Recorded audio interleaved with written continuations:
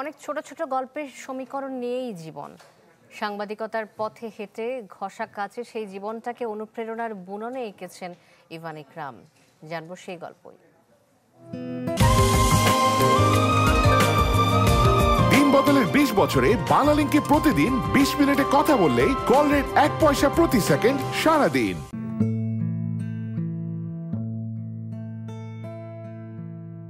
Ivan ইকরাম, জীবনের মানে কি?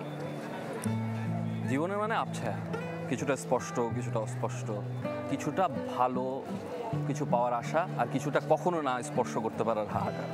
এটা আমার কাছে। সেই জীবন কতটা আশীর্বাদের আর কতটা হাহাকারের?